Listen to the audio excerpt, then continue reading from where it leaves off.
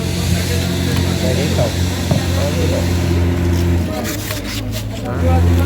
এখানটা রোদ আছে রোদ ভালো। তারা কি কি দিয়েছে দেখেছি, এখানে একটা জুস দিয়েছে, একটা ব্রেড দিয়েছে, আর কলা আর ডিম।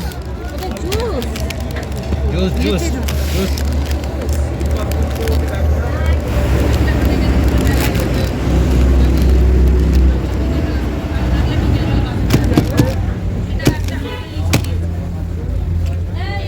চলো খেয়ে নাও।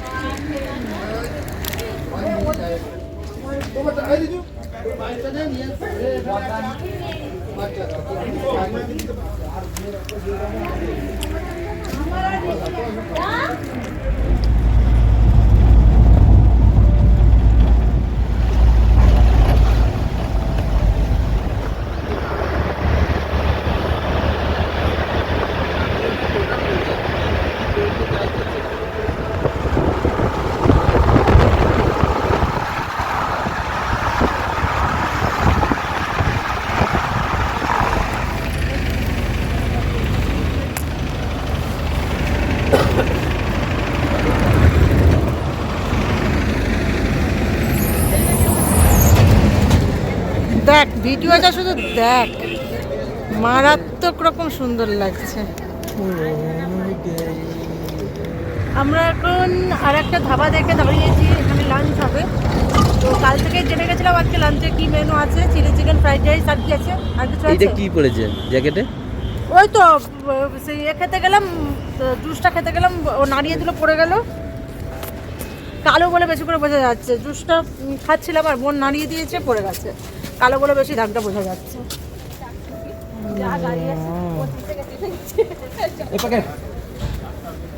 তোমাকে বললাম ওর মধ্যে একটা করে দাও না শর্ট ভিডিও। মানে সবাই বসে আছে, ধাবা দেখে খেতে আসা হয়েছে।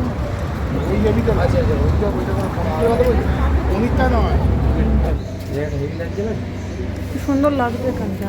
আমি এটাই তো বললাম আপনাকে যে এখানটা হেই লাগছে, এটা থেকে এইটা নাও, এই দিক থেকে এই দিকটা নাও।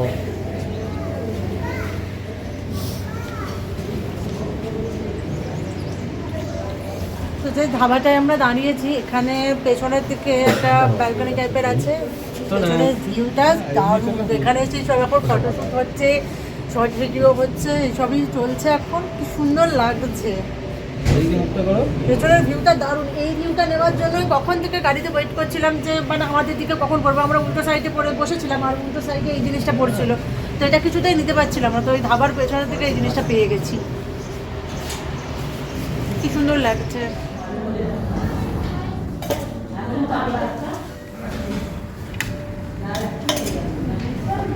দেবে তুমি ওটা দিয়ে, যেটা দিয়েছে খাও, বলে ফেলে দিয়ে চলে যাও এখন।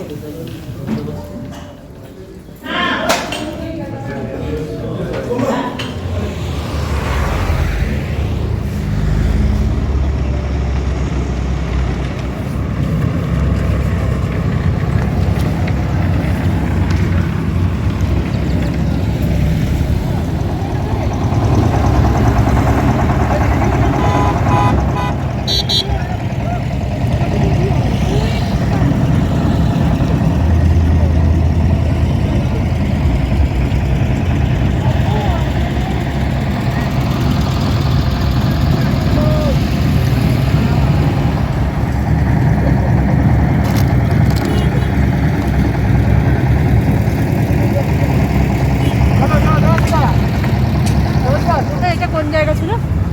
এটা মানালি রে, প্যাডক নাকি একটা ড্যাম হবে। হ্যাঁ ড্যাম, এটা নামটা ভুলে যাচ্ছি। দেখ, মানালি যাওয়ার পথে এই জায়গাটা পড়েছে, কি ড্যাম বলছে। মানে জায়গাটা যা সুন্দর লাগছে বলো, ওইখানটা এত ভালো লাগছে। ওইখানে যে পাহাড়, জল, সব কিছু নিয়ে খুব সুন্দর জায়গাটা। বেশিক্ষণ থাকতে দিল না এখানে, আর একটা কোথায় দাঁড়াবে বলে, এমনিতে লেট হয়ে গেছে অনেকটা, তাই বেশিক্ষণ থাকতে দিল না, নাহলে আর একটু থাকার ইচ্ছে ছিল। কেন এত তাড়াতাড়ি দেখে নিল? আরো অনেকগুলো জায়গা আছে, তো চলো আর লেট করা যাবে না এখানে, ওই জন্য।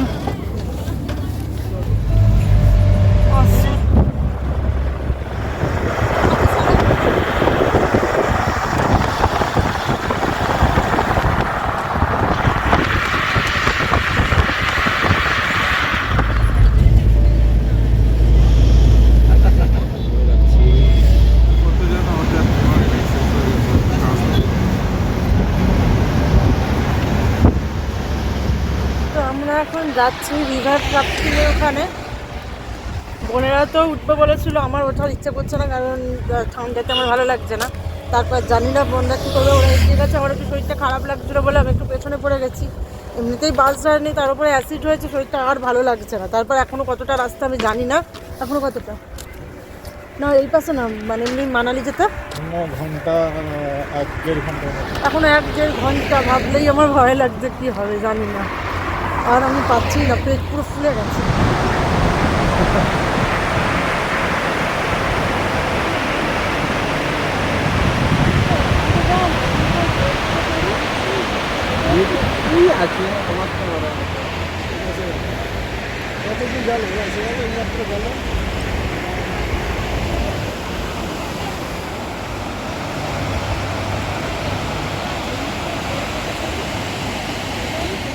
ওখানে একটা ছবি তুলবো।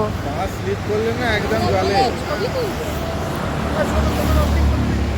চড়বে বললো, দিয়ে আমাকে নাচিয়ে দিয়ে এখন আর বলবে না।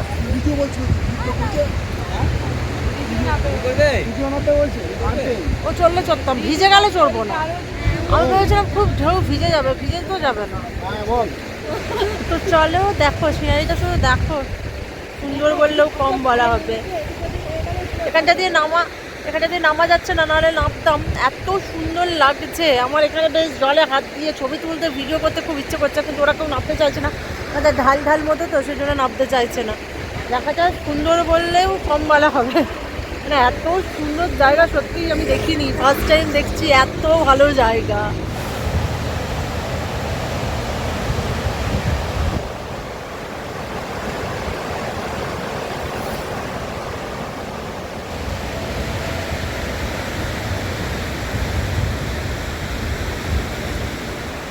এই বন্যার সময় তোমার ঘরের নিচে যে টানটা পড়ে তার থেকে বেশ মানে এটা কম আছে। এবছর হয়নি, পরের বছর বন্যা হবে তখন।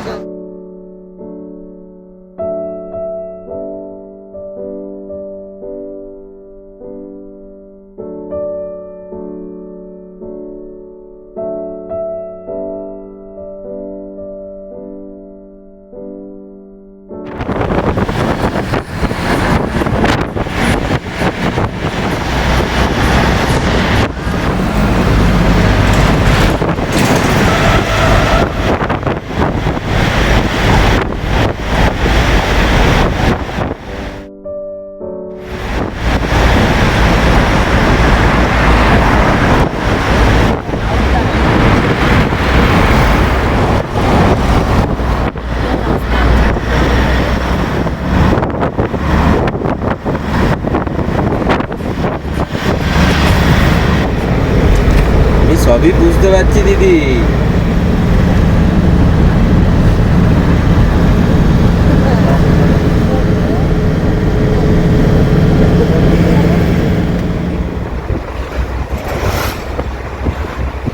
মোটামুটি আমরা এখানে যখন পৌঁছেছি তখন 8:45 বাজে। তারপরে একটু রেডি হয়ে মার্কেটে গিয়েছিলাম, ওখানে টুকটাক জিনিস কেনার ছিল।